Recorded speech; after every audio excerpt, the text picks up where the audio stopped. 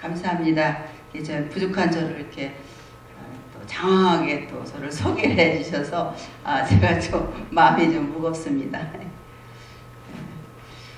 잠깐 기도하고 하겠습니다. 하나님 감사합니다. 이렇게 이 지역에 하나님께서 이렇게 우리 한인들을 모아주시고 또 이렇게 한인교회가 설 수 있도록 인도하시고 이곳에서 또 하나님 앞에 예배하며 찬양하며 하나님 앞에 나아갈 수 있도록 인도하신 거 너무나 감사를 드립니다. 하나님 이곳에 하나님께서 뜻이 있어서 이렇게 교회를 세워주셨사오니 하나님 이 교회를 심호하시는 당회장 목사님 주님께서 영관으로 강건하게 붙잡아 주시고 하나님 이곳에 오는 양무리들을 잘 말씀으로 양육하여 주님의 참된 제대로 세우기에 부족함이 없는 귀한 목사님 될 수 있도록 축복하여 주시옵소서. 또 당회원이나 모든 성도님들 목사님과 한마음 한뜻으로 마지막 때 우리 한인들에게 주신 그 사명을 감당하고 나가는 귀한 교회가 될 수 있도록 또한 축복하여 주시옵소서. 하나님 아버지 이 작은 모임이지만 이 모임에서 뒤에서 기도하고 수고한 그 모든 손길들 주님께서 기억하시고 저들을 축복하시되 하늘에 신령한 것으로 충만하게 채워 주시옵소서. 오늘부터 토요일까지 3일간 하나님 부족한 종 세워주셨는데 하나님께서 주시는 말씀만을 대언할 수 있도록 축복하여 주시옵소서. 감사드리며 예수님의 이름으로 기도드리옵나이다. 아멘. 네, 우리 손 집사님께서 저를 좀 소개해 주셨는데요. 제가 이렇게 가정을 살리는 이런 일에 이렇게 전심전력하게 된 거에 대해서 여러분이 저를 좀 아셔야 돼요. 예, 그래서 오늘은 첫날이고 그래서 도대체 저분은 어쩌다가 여기까지 오셨나 마음속에 궁금하실 것도 같고 아니 웬 여자가 또 목사까지 돼서 저렇게 또 험한 인생을 사나 혹시 또 그렇게 마음속으로 생각하시는 분도 있으실 것 같은데 너무 기쁩니다. 예. 저는 제가 전도사 가방을 91년부터 들고 다녔는데 한 번도 후회해 본 적은 없어요. 성도님들이 속썩일 때 마음은 아프죠. 예. 참 마음 아프고 힘들 때도 있죠. 그러나 그거는 그때뿐이에요. 예. 그리고 영혼을 얻는 그 기쁨은 아마 여러분이 돈보따리 싸다 주는 것보다도 더 기쁠 겁니다. 예. 그래서 우리 목회하는 목회자들은 바로 영혼을 얻는 그 기쁨, 예. 이 세상 거하고 비교할 수가 없어요. 그렇기 때문에 이 목회의 길을 꾸준히 힘있게 걸어가고 있는 것 같습니다. 저는 이렇게 믿지 않는 가정에서 살았습니다. 예, 그래서 여러분 한국에서 한국 문화 그러면 불교도 아니고 무속신앙 비슷하게 아프면 용한 무당 데려다가 밑질씩 굿하고 있죠? 예, 이런 거.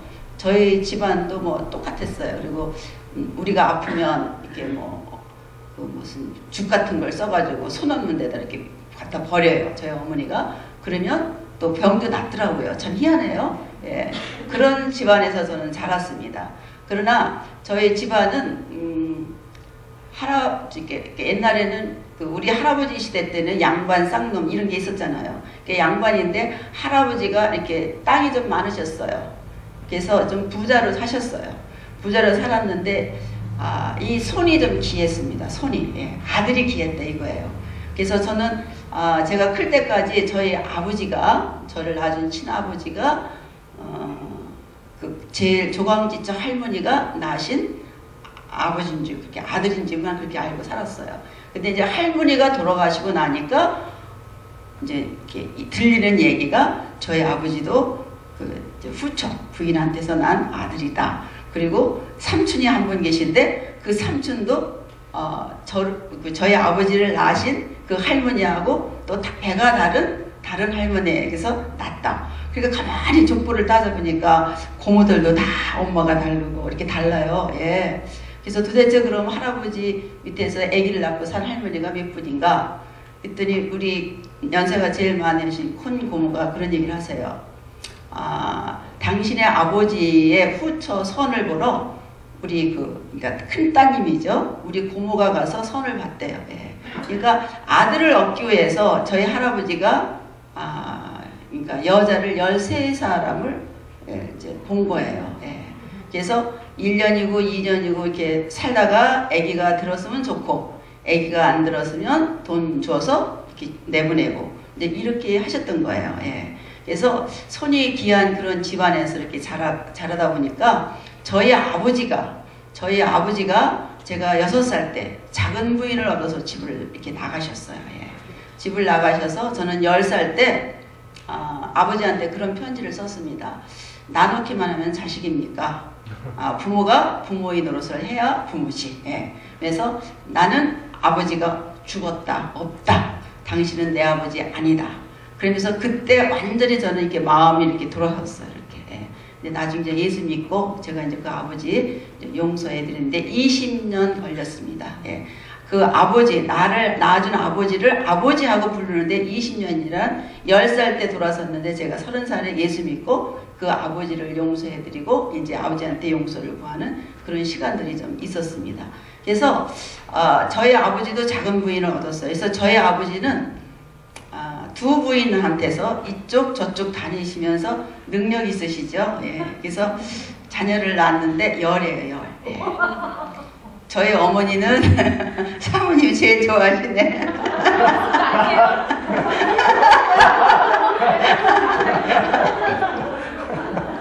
저희 어머니는 6을 낳고 작은 그 부인은 4명을 낳은 거예요. 예. 그래서 저는 그런 집안의 그 배경 속에서 자라면서 어린 시절에 사춘기 때는 무슨 생각을 했냐면 나는 시집 안 간다. 예. 그리고 세상 남자는 다 도둑놈으로 보이고요. 짐승으로 보였어요. 예. 그래서 저는 나는 시집 안 간다. 그리고 혼자 살 거다. 이런 생각을 했습니다. 근데 제가 이제 나이가 들고 어쩌다가 또 저희 남편을 만나가지고 결혼을 했어요. 결혼을 했는데 결혼할 때 저는 어떤 다짐을 했느냐. 나는 우리 아이들한테만은 진짜 이 보금자리, 행복한 보금자리를 마련해 줘야 되겠다. 이제 그 마음을 가지고 결혼을 했는데 다 결혼해서 여기서 이제 살아오신 분들이 오셨지. 아직 결혼 안 하신 분 계십니까? 없죠? 예.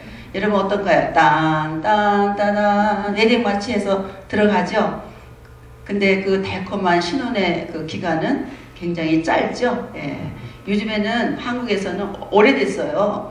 그 결혼식 때 와서 사진 찍어주잖아요. 예. 근데 그걸 완납을 안 하면 사진을 안 찍어준대요. 왜 그런지 아십니까? 벌써 신혼여행 갔다가 오면서 벌써 깨지고 오는 거예요. 예. 그 동경에 갔더니 일본에 갔더니 나리타죠? 그 동경에 있는 공항 이름이 이혼 있다고 그러더라고요. 그게 무슨 이혼이에요? 그랬더니 신혼여행 갔다 오면서 깨어진대요. 벌써. 예.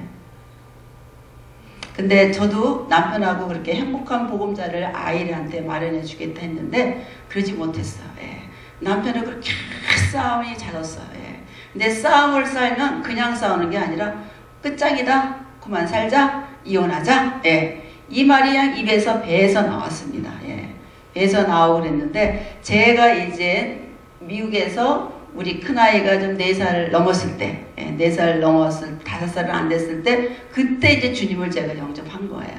근데 주님을 영접했다고 해도 여러분, 이렇게 한순간 우리가 이렇게 변화됩니까? 변화되지 않죠. 그래서 남편하고 계속해서 싸우는 거예요. 예. 제가 이제 남편하고 싸운 이유는 남편이 공부하러 갔다 그 공부 포기하는 바람에 무슨 남자가 한번 결단을 했으면 끝까지 하지 중간에서 그걸 포기하느냐. 그래서 좀 남편을 이렇게 좀 무시하는 좀 무능한 자다 하는 그런 게 좀 제 마음속 밑바닥에 좀 있었습니다. 예. 그래서 매사에 남편한테 트집 잡아서 어떻게 하면 저 사람을 좀 힘들게 해줄까 그러면서 그렇게 싸웠어요. 그런데 예수 믿고도 그 싸움이 이제 그전에보다는 횟수가 이렇게 많지는 않지만 또 오기라게 저도 이렇게 싸웠습니다. 예. 근데 어느 날 제가 우리 큰아이를 이렇게 보는 순간 머릿속에서 그런 생각이 스쳐 지나가는 거예요. 제가 어렸을 때 내가 참 남편하고 많이 싸웠는데 애한테 참 내가 몹쓸 짓을 했구나 하고 이제 생각하면서 제가 우리 아이가 이렇게 있길래 아무개야 너 어렸을 때 엄마 아빠가 너무 많이 싸워서 지금 생각해보니까 너한테 너무 몹짓을 한 것 같아. 너한테 너무 많은 상처를 엄마가 준 것 같아. 그랬더니 이 큰아이, 등치 큰아이가 남자애가 서가지고 그냥 울어요. 그냥 눈물을 줄줄줄 흘리면서 이런 얘기를 해요. 엄마 아빠 그때 싸울 때 내가 얼마나 힘들었는지 알아? 예. 그래서 얘기 좀 해보라 했더니 이래요. 그 조그만 게 서너 살 됐을 때 조그만 게 밤에 잠을 안 잤대요. 엄마 아빠가 나 때문에 싸우나? 예. 그러면 내가 집을 나가버릴까? 아니면 내가 죽어버릴까? 저러다가 엄마 아빠 헤어지면 나는 아빠랑 살까? 엄마랑 살까? 나는 어느 곳을 살까? 아니 어느 부모가 그 조그만 아이가 그런 고민 때문에 밤에 잠을 안 자고 애가 그렇게 밤을 설친다면 이 세상에 싸울 부모가 어디 있겠습니까? 그렇죠? 자식을 봐서라도 또 참겠죠. 그렇죠? 근데 저는 그걸 몰랐어요. 그 어린아이가 밤새도록 그렇게 고민하면서 울면서 그러면서 지난 거를 눈물을 꿀꿀 흘리면서 울면서 그 얘기를 하는 거예요. 그래서 저는 그 순간 애를 붙잡고 그냥 자도도 모르게 아이 앞에서 무릎을 꿇었어요. 무릎을 꿇고 아무개야 엄마가 너한테 너무 죽을 죄를 졌다. 잘못했다. 엄마 용서해다오. 그랬더니 우리 아이가 한참 울더니 나중에 눈물을 이렇게 닦으면서 이런 얘기를 해요. 근데 엄마 나는 지금 엄마 아빠한테 너무 감사해요. 그래서 뭐가 감사하니? 그랬더니 우리 아이가 하는 말이 이래요. 엄마 연휴 때가 되면 자기 반 아이 친구들 부모님이 이미 이제 이렇게 이혼한 그런 아이들 친구들을 보면 아빠 집에 가도 거기는 내 집이 아니고 엄마 집에 가도 거기는 내 집이 아니기 때문에 애들이 연휴가 되면 집에 있기 싫어한대요.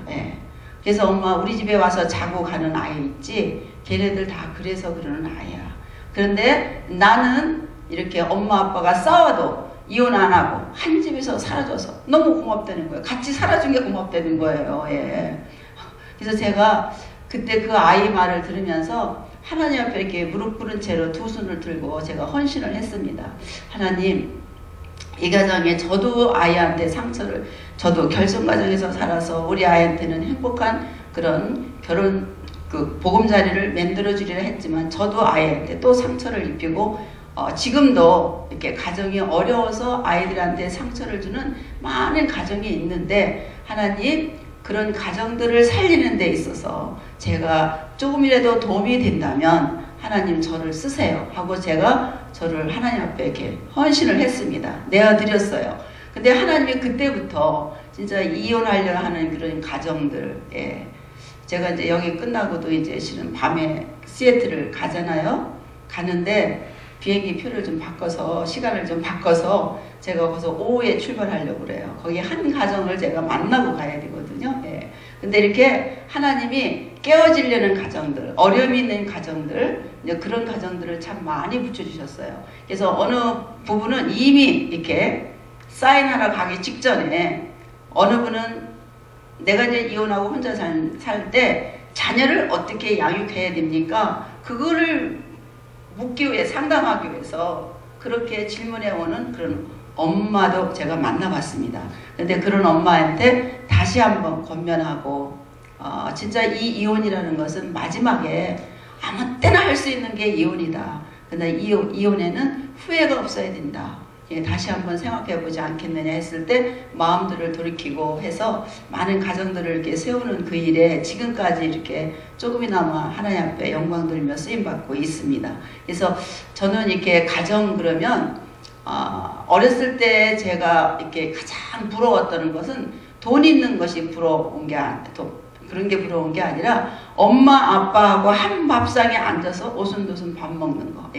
이렇게 지나가다 보면 어느 집에 이렇게 들여다보면 밥상이 있고 엄마 아빠 거기 애들이 둘러앉아서 같이 밥 먹는 걸 보면 그렇게 부러울 수가 없었어요. 그렇기 때문에 이 가정이 얼마나 소중한가. 그래서 저는 제가 자란 그런 과정이 온 그런 과정이 그런 보금자리를 이렇게 많이 놓쳤기 때문에 제가 아마 이렇게 가정 그러면 더 소중함을 깨닫고 많은 사람들한테 그 가정에 얼마나 소중한지 우리는 가정을 해서 헌신할 만한 그런 대가가 있는 곳이 대가를 치를 만한 곳이 가정이라는 것을 계속해서 이렇게 사람들에게 전하고 이렇게 다니고 있습니다. 그래서 이 자리에 계신 여러분들도 하나님께서 주신 그 가정은 그냥 가정이 아닙니다. 하나님의 희생과 그분의 헌신, 생명을 주면서 세워준 게 이 가정이기 때문에 여러분이 이 가정 속에서 천국을 좀 맛보셔야 돼요. 근데 오늘날 가정은 이제 그러지 못한 것을 이제 보면서 굉장히 마음이 아프죠. 예, 중국 그 속담 격언에 이런 말이 있어요. 한 세대가 이렇게 나무를 심으면 다음 세대는 그 나물 그늘에서 쉼을 얻는다. 이게 무슨 말이냐면 오늘 이 시대를 살아가는 우리 부모님들이 어떤 가치관, 어떤 세계관을 가지고 우리 자녀들을 기르느냐에 따라서 그 자녀들이 다음 세대에 그 진리의 바튼을 붙잡고 어떻게 해요? 그 세대를 이끌어갈 수 있는 그런 아이들이 된다는 거예요. 그러나 오늘날 이 미국도 보면 참 이 인간의 생명의 그 존엄성 이런 것들이 굉장히 희박하지 않습니까? 미국에서 실제 일어났던 일들이지만 이 스트레스 때문에 고양이 5마리를 아주 잔인하게 죽였어요. 예. 잔인하게 죽였는데 그 사람한테 얼마의 그 구형이 떨어지면 12년. 예. 고양이 5마리를 죽였는데 12년의 감옥 생활을 해야 됐어요. 근데 이 사람이 감옥에 들어간 그 다음날 어떤 일이 벌어졌냐면 그 모텔에서 3층에서 그 아이를 낳아가지고 탯줄도 자르지 않은 아이를 그냥 쓰레기통에 던져서 버려서 죽였어요. 예. 근데 이 여인에게는 몇 개월? 4개월의 감옥 생활이 판결이 났습니다. 예. 동물 고양이 5마리를 죽인 거는 12년을 받았는데 사람을 죽인 것은 4개월. 예. 그래서 그 영국의 그 동물 애호가인 분은 이런 말을 해요. 이 중추신경계를 가지고 있는 모든 동물이나 사람을 똑같이 구분은 취급을 하면서 중추신경을 가지고 있는 모든 것들은 인간이나 개나 고양이나 똑같이 취급을 해야 된다. 이제 이렇게까지 나오고 있고, 이 그 하루에 그러니까 미국에서도 왜냐면 그 닭 같은 거 우리가 이제 음식을 먹기 위해서 얼마나 많이 이제 죽임을 당합니까? 이제 유대인이 600만이 죽은 거나 미국에서 하루에 1년에 수십만 마리의 닭이 죽는 거나 뭐가 다르냐? 예. 이제 이렇게들 동물 애호가들은 나오고 있기 때문에 참 이런 사회 속에서 우리가 우리 자녀들을 어떻게 길러야 되느냐 이거 참 이제 문제거든요. 그러나 성경은 어제나 오늘이나 영원토록 동일한 말씀이고 어느 시대 어느 민족에게나 동일하게 적용되는 말씀이기 때문에 우리가 다시 성경으로 돌아가서 여러분들이 하나님 말씀에 의해서 여러분의 자녀들을 기르지 않으면 다음 세대는 진짜 소망이 없습니다. 그래서 지금도 늦지 않았어요. 여러분 우리 캘리포니아 제가 살고 있는 캘리포니아는 이제 국민학교 아이들 책에도 동성 연애를 이제 그거는 이제 합법적인 거예요. 그래서 애들한테 그걸 가르칩니다. 교과서에 그 내용이 이제 나옵니다. 그걸 반대하는 서명 운동을 벌이고 그래도 소용없어요. 예.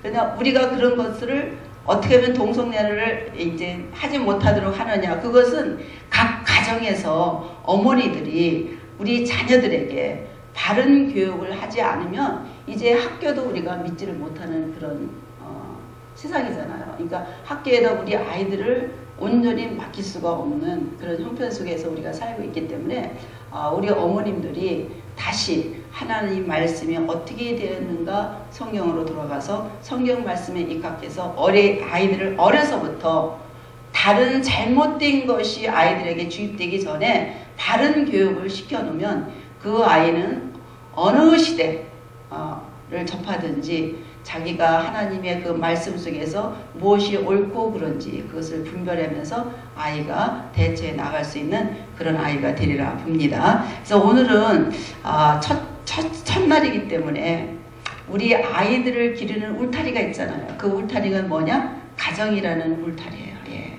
그렇기 때문에 이 주제가 그리스도의 형상을 닮아가는 부모로서 그리스도의 형상을 닮아가는 자녀를 기르자 그랬어요. 그러니까 부모인 우리가 먼저 어떻게 신앙생활하고 아이들에게 무엇을 본으로서 남겨줘야 될 것인가 이것을 우리가 좀 심각하게 생각을 해야 됩니다. 제가 살고 있는 캘리포니아에도 아, 70년대 이때 이민원 70년도 80년대 다 마찬가지예요. 그러니까 2000년 넘어서 오신 분들은 그래도 뭐 한국에서 돈을 가지고 오시고 그래서 빨리들 자립을 하시더라고요. 그러나 그 전에 오신 분들은 투잡 세잡 뛰면서 열심히 일들을 하셨어요. 열심히 일들을 하셨기 때문에 또 그만큼 빨리 이제 자리를 잡을 수가 있었습니다. 이제 그래 놓고 보니까 자녀들에게 대해서 굉장히 같이 부모가 함께하지 못한 시간들, 예, 많이 있지 않습니까? 그런 시간에 이제 공백이 이렇게 비는 거예요. 예. 이제 그런 것을 볼 때 부모님들이 뭐라고 대답하냐면 나는 우리 아이들의 그 앞으로의 그 장래, 아이들의 학교를 위해서 공부를 위해서 이렇게 이민을 왔다는 소리를 많이 합니다. 그러나 그런 부모님들은 진짜 아이들하고 일주일에 단 1시간이라도 같이 있어주지 못하고 하루에 뭐 짭을 뭐 2짭을 뛰든지 3짭을 뛰든지 그냥 돈을 벌기 위해서 그렇게 하니까 아이들은 그냥 방치된 대로 그냥 학교 갔다 오면 자기들끼리 그냥 돈 주면 그거 가지고 햄버거 사 먹든지 집에서 밥을 먹든지 이러면서 아이들이 생활하는데 이제 그렇기 때문에 그것을 지금 부모님들이 이제 그 결과를 조금씩 맛보고 있는 것을 우리가 이렇게 볼 수가 있습니다. 그래서 우리가 이 아이들을 어떻게 우리가 양육하고 우리가 길러야 되는지 이것은 우리가 진짜 심각하게 한번 생각해 보면서 내가 무엇을 위해서 어디에다 시간을 쓰고 무엇을 위해서 투자하는 것이 가장 남는 건지 여러분들이 한번 생각해 보고 같이 한번 고민해 보는 그런 시간을 좀 가졌으면 좋겠습니다. 그래서 저는 이번에 첫 시간으로서 이 가정에 대해서 한번 여러분하고 같이 한번 나눠보고 싶습니다. 그래서 여러분이 가정이 이 보금자리가 건강하고 여러분이 가정이 든든해야 그 아이들이 거기서 잘 성장할 수가 있다 이거죠. 인간답게 성장할 수가 있다 이거죠. 그래서 그 가정이란 무엇인가라는 그 에디스 슈에퍼가 쓴 책이 있어요. 그래서 제가 서론적으로 여러분들에게 가정은 이런 곳이 되어야 된다 하는데 여러분이 들으시면서 우리 가정은 지금 무엇이 부족한가 그래서 그런 것들을 한번 찾아보시고 그 부족한 것들을 채우시는 여러분 한 가정 되시기를 예수 이름으로 축원해 드립니다. 예, 그래서 가정이란 무엇인가 가정이란 무엇인가에 대해서 한번 같이 살펴보겠습니다. 이 가정이란 무엇인가를 쓴 저자는요 미국에서 태어났지만 그 아버지를 따라서 중국에서 어린 시절을 지냅니다. 예, 그리고 후에 이제 결혼을 해서 스위스에 가서 살면서 평생을 이 라이브 사역을 하셨어요. 자기 집을 이렇게 도서실을 꾸미고 동네에 있는 엄마들을 이렇게 모아서 성경 공부를 하고 그러면서 많은 사람들을 이렇게 제자로 길러내는 이 사역을 평생을 하셨어요. 그래서 결혼한 지 40년, 엄마가 된 지 38년이 되는 해에 주위의 사람으로부터 가정에 대해서 좀 책을 좀 써주지 않겠니? 했을 때 하나님 앞에 기도하고 책을 썼어요. 그래서 거기에 보면 한 12가지의 토픽을 가지고 가정은 이런 곳이 되어야 된다 했는데 저는 그 책을 많은 사람들에게 권해주고 제가 저희 교회에서도 이 가정사역자 훈련 학교 또 상담자 훈련 학교 이런 걸 하면서 그 결혼과 가정 상담을 이렇게 가르칠 때는 가정이란 무엇인가 이런 것들을 제가 그냥 필독 도서로 읽히고 그리고 또 이렇게 그 썸머리해서 내 숙제로 제출할 수 있도록 이제 그렇게 합니다. 그래서 참 내용이 참 이렇게 잔잔하면서도 우리에게 많은 것들을 이렇게 깨우치는 그런 책의 내용이기 때문에 여러분이 아마 책방에 가셔서 한번 구입해 보시면 여러분이 읽어 보실 수 있는 그런 책입니다. 그래서 거기에서 뭐라고 얘기하냐면 가정이란 무엇이냐 하나님께서 최초로 세우신 기관이 가정이라는 거예요. 누가 세웠어요? 가정은 하나님이 세웠죠. 예, 언제? 최초에 구속보다도 앞서고 교회보다도 먼저 앞섰던 게 뭐냐? 가정이라는 거죠. 그러나 이 가정은 누가 다스렸냐? 하나님이 다스렸죠. 그러니까 마음대로 함부로 할 수 없는 거예요. 하나님이 주권을 가지고 그 가정을 다스렸는데 이 가정에는 하나님이 질서를 세워주셨어요. 고린도서 11장에 보면 그런 말씀을 해요. 그 고린도서 11장을 이거 도대체 이게 무슨 말이야? 여자 없이 또 남자가 없다. 남자 없이 여자가 없다. 하여튼 헷갈리는 말씀을 해요. 거기서. 예. 근데 그 말씀이 뭐냐? 여자의 머리는 남자라는 거예요. 예. 남편이라는 거예요. 가정에서 아내의 머리는 남편이고 남편의 머리는 그리스도고 그리스도의 머리는 예수 그리스도라는 거예요. 여러분, 하나님과 예수님은 동등하신 분입니다. 요한복음에 보면 나를 본 자는 아버지를 보았다. 내 심판은 의롭다. 나도 생명의 권세를 너희들에게 준다. 예. 이런 말씀을 자꾸만 예수님이 하니까 사내들인 공의원들, 바리새인들, 서기관들 이런 사람들이 어떻게 해요? 예수님을 신성모독죄로 잡아 죽이려고 하지 않습니까? 근데 실은 우리가 예수님은 하나님하고 동등하신 분이잖아요. 그러니까 빌립보서 2장에 보면 그는 본체 하나님과 동등한 분이지만 동등할 것을 취하지 않고 자기를 비워 종의 형체로 이 땅에 오시고 죽기까지 어떻게 해요? 복종하셨다. 그래서 하나님은 예수 그리스도를 높이셨다고 빌립보서 2장에 말씀하고 있습니다. 근데 하나님과 예수님은 동등하신 분인데 자기를 비워 종의 형체로 자기를 낮추신 거예요. 예. 이렇듯이 남편과 아내의 머리가 남편이라고 해서 한국에 그런 게 있잖아요. 남존여비 사상, 또 뭐 남편은 하늘, 또 여자는 땅. 예. 여자는 집에서 애는 낳고 살림이나 하는 그런 사람으로 이렇게 했잖아요. 그러니까 한국 문화가 그런 풍토 속에서 살아왔기 때문에 오늘날 한국에 가보세요. 나는 그 조크만 들으면 참 마음이 슬퍼지고 어쩌다 이런 조크가 나왔나 그런데 40대 된 여인이 흰 종이 이렇게 들고 집에서 왔다 갔다 하면 이렇게 흰 종이 들고 왔다 갔다 하면 남편들이 두려워한대요. 저거 이혼해달라는 거 아닌가. 50세가 돼서 큰 통에다가 공국을 끓이면 아이고 우리 와이프 저 공국 다 혼자 먹으라고 어디 여행 가나 보다. 60세 이사를 가면 냉장고는 붙잡고 있대요. 문을. 왜? 냉장고는 가지고 가니까. 70세에 이사를 가면요. 완전히 이삿짐 실려오는 자동차 운전사 옆자 거기 가서 앉아 있는데요. 왜냐면 그 차를 타면 새로운 집으로 갈 수가 있으니까. 어쩌다가 이런 조커가 나왔는지 저는 모르겠어요. 그러나 그동안 우리 여자들이 너무 이렇게 남편들한테 눌려서 살아서 아마 이런 조커를 만들어내지 않았나 하는데 저는 그것은 잘못이라고 생각합니다. 하나님은 이 가정이라는 울타리 안에 질서를 분명히 세워주셨는데 가정의 최고의 권위자, 예수님 다음의 권위자는 누구냐? 남편인 거예요. 남편. 그래서 남편이 잘났건 못났건 남편이 돈을 많이 벌건 명예가 있건 권세가 있건 그걸 떠나서 어떻게 해요? 남편이 머리로서의 이 역할을 할 수 있도록 돕는 게 누구냐? 그게 아내라는 거예요. 아내. 그래서 남편과 아내도 가치 면에서 보면 동등해요. 네 꼴이에요. 네 꼴. 동등하지만 하나님과 예수님이 동등하지만 예수님이 자기를 비워 종의 형체로 자기를 낮추신 것처럼 남편과 아내도 가치 면에서 동등하지만 가정이라는 울타리 안에서는 어떻게 해요? 남편이 아내의 머리로 하나님께서 질서를 세워주셨다 이거예요. 그래서 이 가정 안에 이 질서가 있어야 돼요. 근데 실은 우리 여자들은 이 직관이 발달됐어요. 그래서 남자는 안테나가 하나, 여자들은 안테나가 100이라는 소리 들어보셨죠? 그래서 우리 여자들은요, 드라마를 한 편을 봐도 앞 보고 중간 안 보고 마지막을 봐도 이걸 엮어요. 이게 이렇게 돼서 이렇게 해서 여기까지 맞겠다. 근데 저희 남편은 여기 계신 우리 그 집사님들이나 이분들은 안 그러신데 저희 남편은 앞에 서론 그리고 본론 얘기하면 야 그게 어떻게 해서 그렇게 결론이 그렇게 날 수가 있느냐요. 도대체 이거 중간을 엮을 줄을 모르고 이해를 못 하십니다.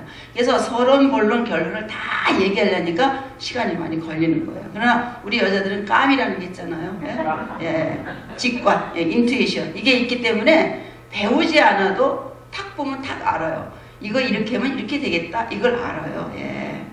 근데 여자들이 이렇게 지혜가 있거든요. 그건 누가 주셨냐? 하나님이 주신 거예요. 근데 그걸 가지고 어떻게 해요? 남편인 이 머리 역할을 지도력, 이 다스림, 이 역할을 잘하도록 어떻게 해요? 도우라고 우리 아내들을 하나님께서 주신 거다 이거죠. 근데 그걸 가지고 어떡하는? 당신 그렇게 해봐라. 우리 집 밥도 못 먹고 산다.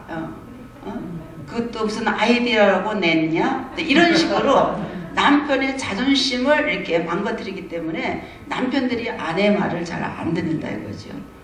그래서 이 아내의 그런 지혜 있는 말을 남편들이 잘 그거를 듣고 잘 그것들을 결정을 내리면 굉장히 유익이 되는데 그 좋은 것을 어떻게 해요? 쓰레기처럼 버리는 건 뭐냐? 우리 여자들이 그러니까 아내들이 남편한테 말할 때 벌써 남편들이 자존심을 상하게 하기 때문에 남편들이 듣지 않는 그걸 봅니다. 그래서 하나님께서 이 가정이라는 것을 최초에 세워줬는데 가정이라는 것은 하나의 작은 조직체 아닙니까? 그러니까 거기 질서가 있어야죠. 질서.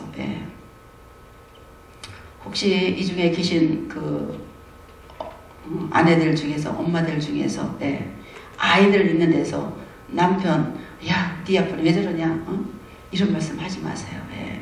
그건 여러분의 아이들에게 독약을 먹이는 거, 독약. 저도 이제 교회에서 이렇게 성경 공부하다 보면 많은 우리 이제 집사님들, 여자 집사님들, 권사님들을 많이 만나잖아요. 제가 아주 신신당부를 합니다. 당회장 목사님 찾아가서라도 우리 남편이 이러니까 목사님 기도해 주세요.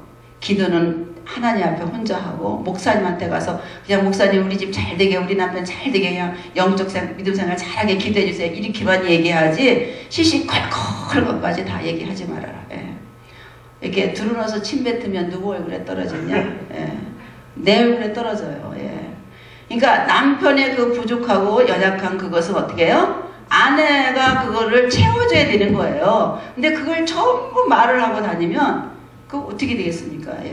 그래서는 담임 목사님한테도 가서 남편의 흉 이만큼도 보지 말아라.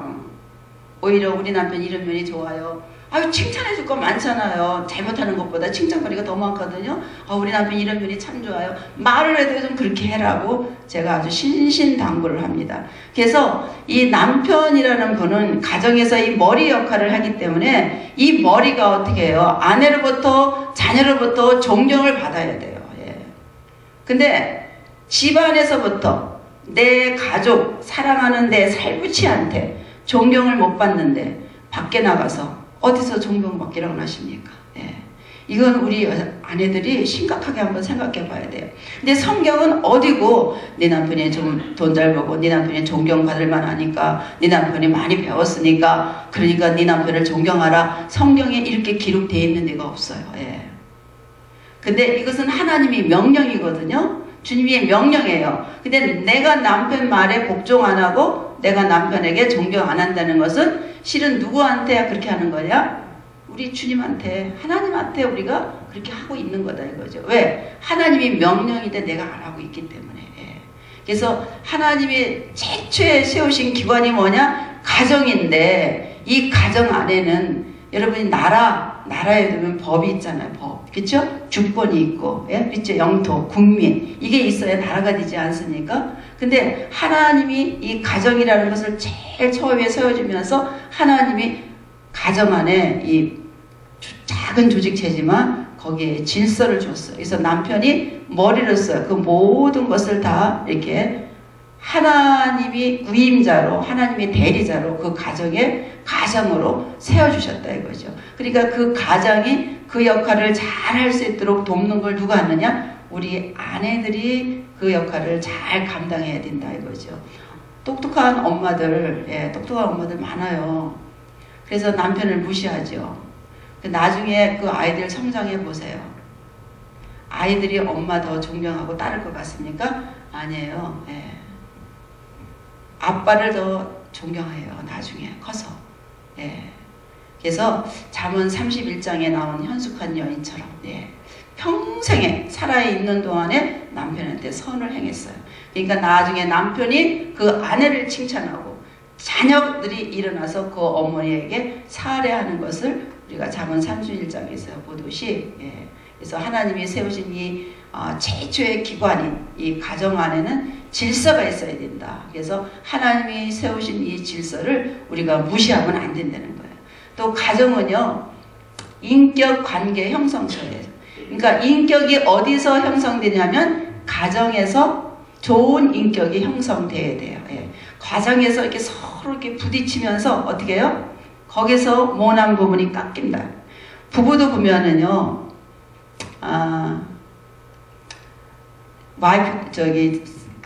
부부들이 와서 상담할 때 그래요. 내가 어떻게 이런 사람을 만났는지 몰라요. 예. 결혼하기 전에는 좋다고, 그 사람 없으면 나 못 살겠다고, 죽겠다고 해서 결혼한 거 아니에요. 예. 근데 내가 어쩌다 이런 사람을 만난지 몰라요. 예. 실은 결혼하기 전에는 나하고 반대의 성격의 매력을 느끼는 거예요. 예. 그런데 일단 결혼하면 이제 부딪히기 시작하는 거예요. 예. 전에는 나 혼자 있을 때 내 모습을 못 봤어요. 근데 남편이 딱 내 거울이에요. 나를 비치는 거울이고, 남편들은 아내를 보면 내가 딱 보여. 거울을 딱 보니까 이게 묻은 거 다 보이죠. 모난 거. 예. 그러니까 이 부부가 갈등이 심각한 거예요. 예. 그래서 이 부부들이 서로 이렇게 서로 반대 성격이 만나서 서로 부딪히면서 어떻게 해요? 모난 부분이 깎여져 나가요. 예. 모난 부분이 깎여져 나가다 보면 나중에 30년, 40년을 살다 보면 생긴 것도 비슷하게 생겼고, 먹는 음식도 비슷하고, 하는 짓도 비슷하고, 이제 그렇게 변해 갑니다. 여러분, 호세아서에 보면, 그 호세아서는 이스라엘과 하나님과의 백성 간의 이야기지만, 우리 부부 관계로도 얼마든지 우리가 풀어서 볼 수 있는 책이 호세아 책입니다. 예.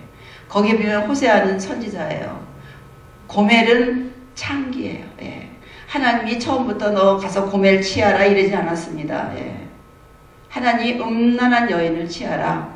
근데 아마 고멜이 그 당시 창기 중에서는 가장 매력적이고 그래도 이뻤던 것 같아요. 예. 우리 집사님이세요? 창기가 여러 명 있는데 하나님 명령이 가서 음란한 여인을 취하라 했으면, 이왕이면 다홍치마 예쁘고 매력적인 여자 와이프로 취하고 싶지. 안 그런 사람 취하고 싶어요? 아니죠? 예. 호세아도 그랬던 것 같아요. 호세아도. 그래서 고멜을 취했어요. 예. 근데 자식을 낳는데 이름을 짓는 거면 기가 막혀요. 그리고 고멜이 막 집을 뛰쳐나가고 막 이러잖아요. 예. 그러니까 외딴 섬에 갖다 놓고 먼 곳에 갖다 놓고 말로 희유도 하고 막 뭘 주기도 해요. 그러니까 와이프를 얻어놓고 이것은 당신이 관리해라 하고 무슨 소유권을 주는 것 같지가 않아요. 예. 그러니까 제 선지자잖아. 그러니까 또 막 당신이 말이야 목사 삼으로서 이런 짓을 하면 되겠어. 당신이 이런 짓을 하는 것은 당신이 말씀 안 보고 기도 안 해서 이런 짓을 하니까 당신 여기서 40일 금식 기도해. 예, 울타리를 쳐놓고 예, 나가지 못하게 예, 하는 것들을 호세아에서 보면 다 나오잖아요. 예. 근데도 이 고멜은 변하지 않습니다.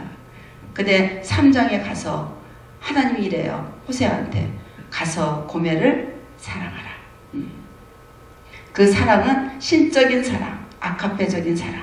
그러니까 고멜이 뭐가 잘해서 사랑하는 게 아니라 있는 모습 그대로 받으면서 사랑하라 할 때 거기서 이제 변화가 일어납니다. 그러면 고멜과 호세아는요 신분적으로 하늘과 땅이에요. 그렇죠? 그때 창기는 사람 취급을 받지 못했습니다. 예. 근데 자란 환경도 이 고멜은 고아처럼 아마 자랐을 것 같아요. 예. 이게 너무너무 다른 사람이 두 사람이 만난 거예요. 예. 그런데 나중에는 이제 잣나무가 되고, 예. 마지막 끝에 가서는 그게 나와요. 이 잣나무라는 건 귀한 열매를 내지 않습니까? 그 나무가 또 사시락을 푸르기 때문에 어떻게 해요? 많은 사람이 쉼을 줄 수도 있잖아요. 그러니까 극에서 극인 두 사람이 만나서 살면서 막 부딪히면서 갈등이 생기면서 막 이러면서 살면서 나중에는 어떻게 해요? 호세아는 아마 좀 율법적인 그런 선지자였을지 몰라요. 말씀을 가지고 딱딱 잣대를 대가지고 당신 이러니까 이건 틀렸어, 이건 맞았어, 이렇게 율법적인 그런 선지자였는지 모르지만 나중에 와이프하고 그런 삶을 살다 보니까 많은 것들을 품을 수 있는 그런 마음이 넓은 선지자가 됐을 거고, 이 고멜은 아주 이제 원욕이 다 그쳤다고 거기에 나와요. 예, 그러면서 이제 정숙한 부인이 되어서 젊은 여인들에게 아내는 이래야 된다, 어머니는 이래야 된다, 많은 사람을 가르치지 않았을까 이렇게 생각을 해봅니다. 그래서 어떤 부부도 성격이 맞아서 결혼하는 부부는 없어요. 예. 결혼하는 부부는 없고 전부 다릅니다. 여러분 일란성 쌍둥이를 낳은 아이를 보면 겉모습은 똑같은데 하는 짓은 다 달라요. 그러니까 엄마가 그러잖아요. 성격도 다르고 기호도 다 다르다고 그 엄마들이 하는 얘기를 들어보지 않습니까? 이렇듯이 이 가정 안에서 부딪히면서 거기서 서로 부딪히면서 어떻게 해요? 인격이 거기서 모난 부분이 깎이면서 이제 그리스도를 닮아가는 그런 인격으로 변화하고 있어요. 그래서 우리는 와이프나 남편이 뭘 잘못하냐, 아이들이 잘못할 때 너 그거 왜 그렇게 했어? 다시는 그렇게 하지 마! 하고 하는 게 아니라 그 실수도 어떻게 해요? 받아주고 잘못한 것도 받아주면서 그럴 수도 있어. 다음에는 한번 이렇게 해보면 어떨까? 이렇게 해줄 때 아이들은 그 속에서 배웁니다. 저희 교회도 보면 젊은 엄마들이 이 주일학교 시스템이 잘 된 학교로 사랑의 교회가 좀 그런 게 좀 잘 됐다고 애 때문에 그 교회로 간다고 그래요. 예. 저는 그런 엄마 보면 참 마음이 아파요. 예. 아이들이 교회에서 일주일에 몇 시간 있습니까? 네? 몇 시간 있어요? 아이들이 가장 많은 시간을 보내는 곳은 어디냐? 가정이에요. 가정. 예. 가정이 아이들의 교육과 모든 것의 훈련의 장이 어디냐? 가정이 돼야 돼요. 예. 그런데 그런 엄마들 보면 학원에 돈 많이 갖다 주죠. 그러면 학원만 보내면 우리 아이가 훌륭한 사람 만들어주는데 천만에요. 예, 천만에요. 예. 그래서 가정에서 인간이 어떻게 인간답게 사는지, 그쵸? 예, 이런 것들을 전부 가르칠 수 있는 게 어디냐? 가정이라는 거죠. 그래서 가정에서 예수 그리스도의 인격을 닮을 수 있는, 그래서 가정에서 그런 것들을 만들어주는 그런 현장이 돼야 된다 이거죠. 또 가정은 변화하고 성장하는 생의 수레바퀴다. 예, 수레바퀴. 근데 가다 보면 이런 것들이 부러지기도 하죠. 예, 가다 보면 가정 안에 왜 이런 일 저런 일 문제가 얼마나 많이 생깁니까? 예. 그런데 문제가 생길 때마다 그 문제를 누구한테 가져가요? 하나님 앞에 가지고 가면 하나님이 그 문제를 해결해 주시잖아요. 그래서 이 가정은요, 성령의 미풍에 의해서 움직이는 그런 가정이 돼야 돼요. 그러니까 가정은 벌거벗었으나 부끄럽지 않는 그런 가정이 돼야 된다 이거죠.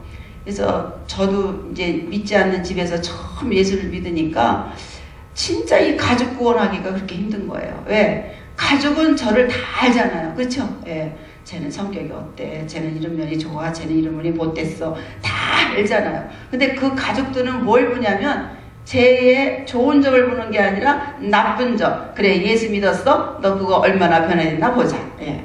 그거거든요. 그러니까 가족들 앞에서 9번까지 참았다가 한 번 못 참으면 그것 때문에 어떻게 해요?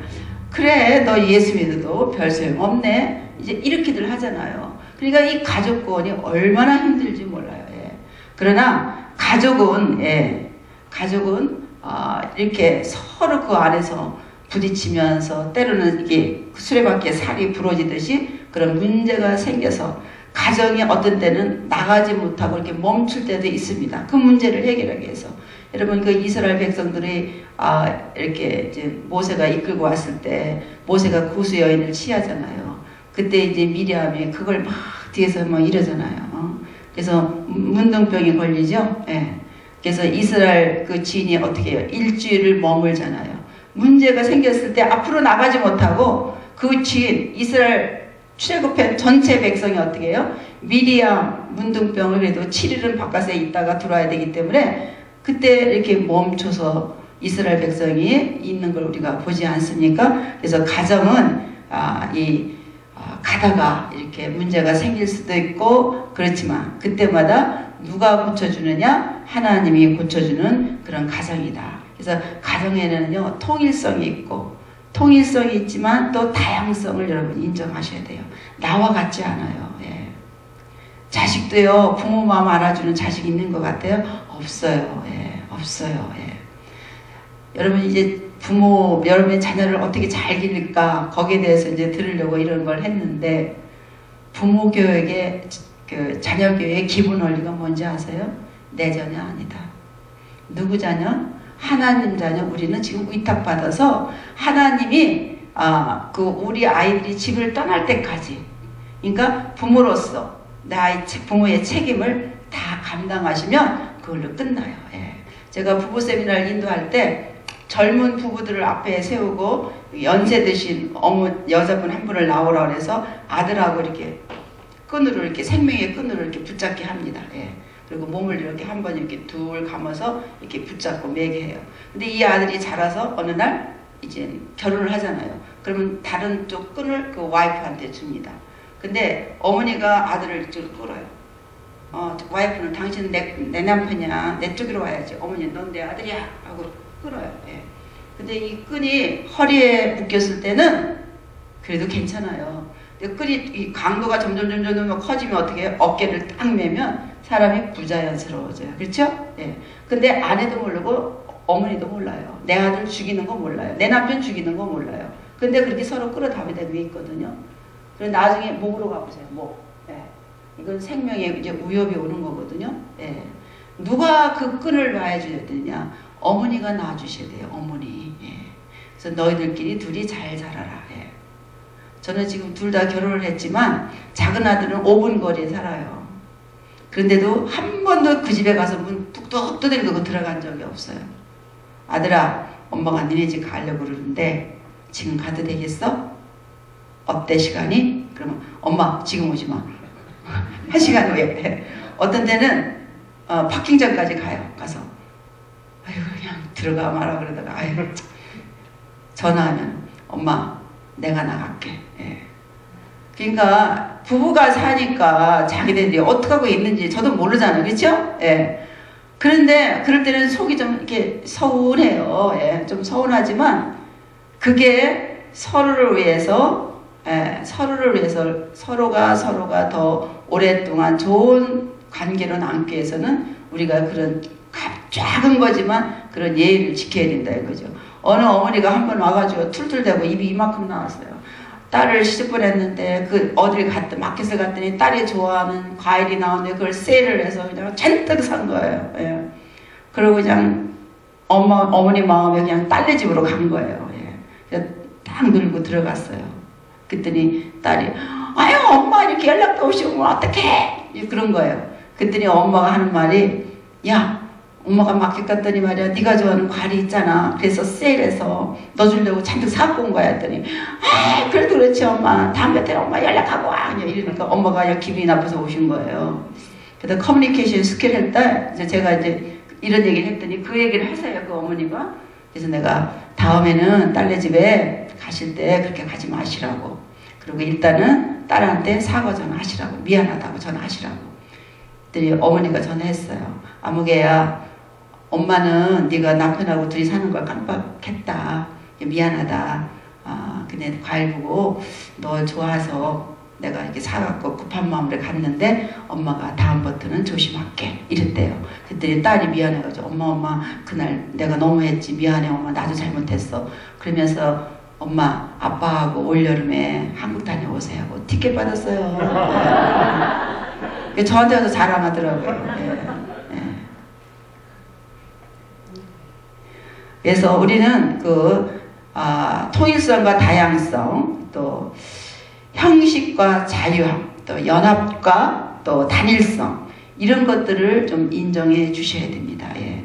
가정이 어떤 때는 하나가 돼서 같이 나갈 때도 있지만 개인적으로 또 자기 일들을 위해서 또 하는 것들이 다 다르지 않습니까? 그래서 가정 안에는 이런 것들이 서로 조화를 이루어주는 그런 가정들을 만드시면 됩니다. 그 다음 가정 안에는 창의력의 발상지예요. 우리를 누구 형상으로 만들었습니까? 하나님의 형상으로 우리를 만들었어요. 하나님이 모든 것을 창조하신 분 아닙니까? 그러니까 하나님이 창의력 그러면 하나님을 쫓아갈 사람이 없어요. 근데 우리를 하나님이 형상으로 만들었기 때문에 여러분 아이들이 어렸을 때 그만 크레온으로 뭐 이렇게 칠해가지고 해서 엄마 이거 내가 그렸어요.